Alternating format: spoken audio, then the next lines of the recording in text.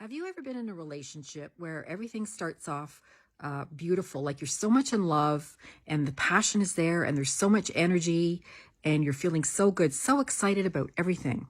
And then all of a sudden, one day, your partner starts to put you down and criticize you. This means that you're in a relationship with a narcissist. And a narcissist is someone who love bombs you, then devalues you, then discards you. By the end of this video, you will realize how you are so worth having a good life and how you are so entitled to have that good life, how you are so worth it and that you deserve this. And when you realize this, you will stop self-sabotaging. Hi, Lynn here from Toronto, Canada, and I help women release their negative emotions, sadness, anger, frustration, and loneliness, and thus transition into a joyful life full of hope and happiness. A lot of my clients come to me because they are feeling lack of self-worth and lack of self-esteem. They don't feel they're good enough, and they're also struggling with self-doubt, and they don't have the capability to trust someone again. So that means that enables them from getting into a entering and maintaining a loving and nurturing relationship, which means they're missing out on a lot. You feel hopeless and worthless, and you feel there is no light at the end of the tunnel with this narcissistic relationship. I know these feelings. I was in 2 different relationships with 2 different narcissists, and I am very familiar with these feelings, and I know how depressing it can be. So I totally understand, and I totally can empathize with what you are going through. Do you feel drained both emotionally and physically? Is your health suffering? Have you gained or lost weight? Do you get headaches? Are you in a relationship but you feel like you're still alone and you feel isolated? Do you feel not smart enough or pretty enough? I also know these feelings of self-doubt and lack of self-worth.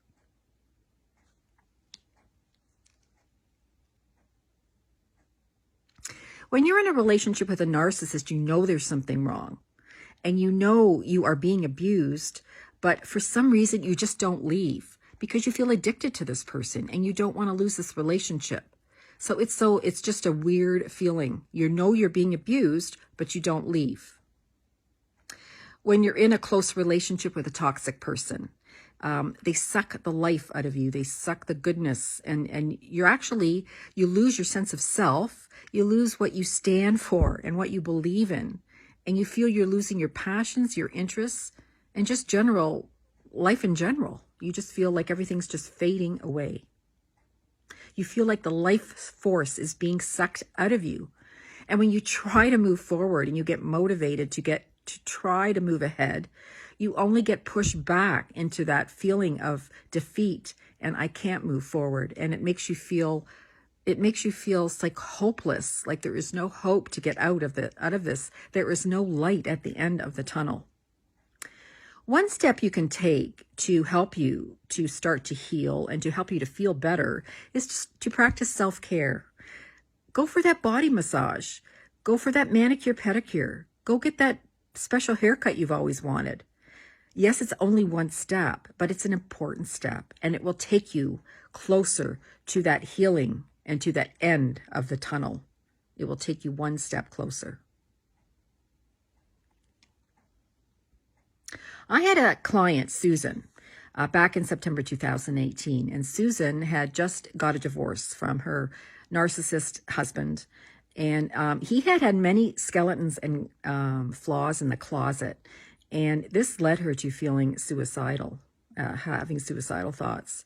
There was many red flags during the relationship, but she chose to stay in the relationship because she just didn't want it to leave. And this is the funny thing. We know that it's not good for us, but we stay.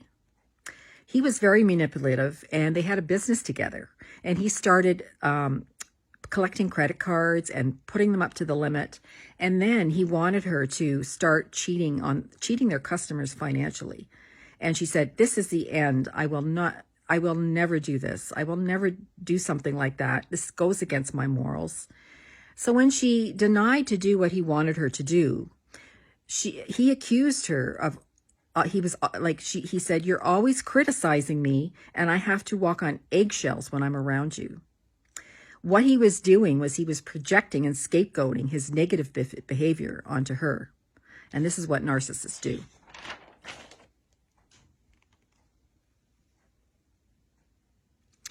She had discovered me through an event that we met at, and I became her coach. And I told her she has to take responsibility for herself and her healing. And I also said she has to forget about her ex and his new partner, and how she thinks that he's treating his new partner much better than he treated her. Her son and her have now started a new business, and she has a new lease on life. She just went on a spiritual retreat, and she feels like a new person. She has started studying her PhD part-time. She does consulting work, and she also works part-time at a university.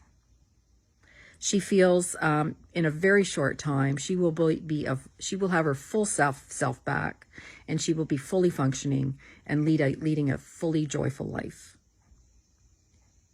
She does not regret the time that she did have with the narcissist, because she said it made her grow. It made her who she is today, much stronger and much wiser.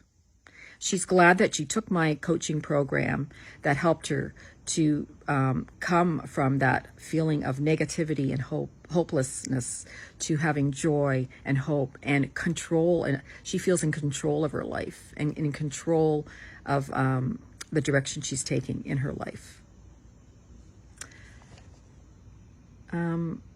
She allows herself time to enjoy her hobbies on the weekends. She loves to garden, she loves to cook, and she does excellent artwork. So she makes sure she takes the time to enjoy her life and to have that downtime and to have that happiness.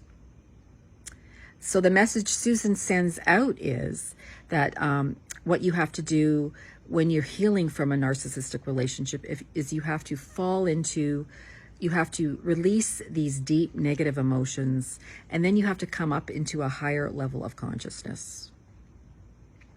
By the way, here's the link to my webinar. It's lynnmcintosh.com/webinar. Please book a call with me after watching the webinar. And I don't judge, and I would love to have that conversation with you about your individual situation and how I can help.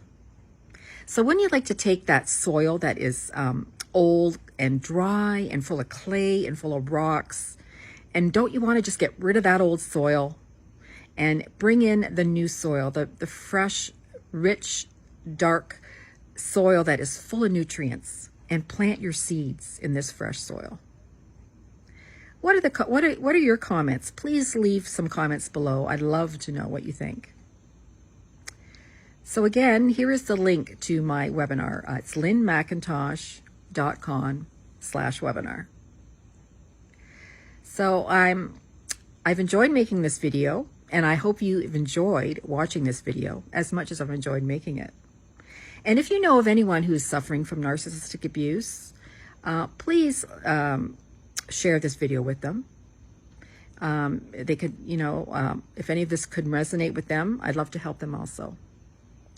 So everyone, just keep up the good work, and what you have to do with narcissistic abuse is you have to fall into the emotions, release the negative emotions, and then come into your healing. Keep up the good work, everyone.